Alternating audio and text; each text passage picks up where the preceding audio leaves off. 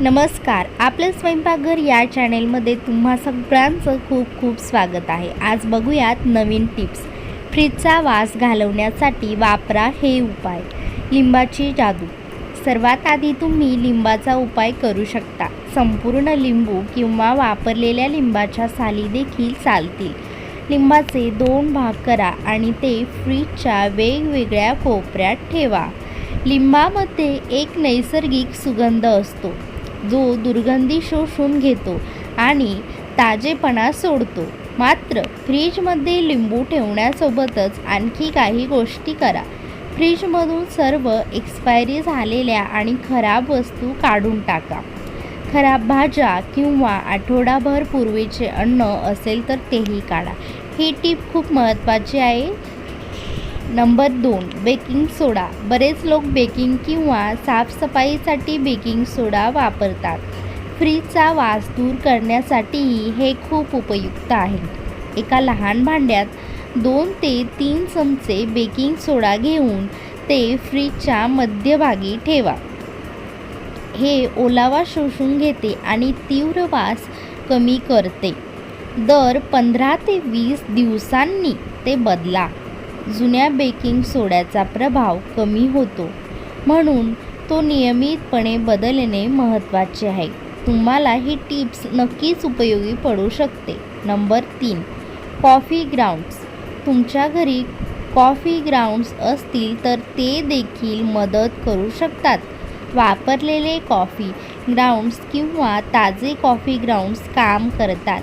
Coffee grounds एका लहान plate किंवा बाउलमध्ये घेऊन फ्रीजमध्ये ठेवा. कॉफी लवकर तीव्र वास शोषून घेते, विशेषतः मासे, मांस किंवा लसूण आणि कांद्याच्या पदार्थांमधून. पण ते महिनाभर फ्रीजमध्ये ठेवू नका. दर 2 आठवड्यांनी कॉफी ग्राउंड्स बदला, अन्यथा त्याचाही वाईट वास येऊ लागतो. ही टिप्स लक्षात ठेवून वाचा. नंबर 4. कोळसा. वास खूप तीव्र असेल तर कोळशाचा एक छोटा तुकडा देखील मदत करू शकतो. तो कागदात गुंडाळा आणि रेफ्रिजरेटरच्या एका कोपऱ्यात ठेवा. कोळशात प्रचंड गंध शोषून घेण्याची शक्ती असते. तो कोणताही सुगंध न घालता फक्त वास शोषून घेतो. कोळसा कोरडा असावा. ओला कोळसा तितका प्रभावी होणार नाही.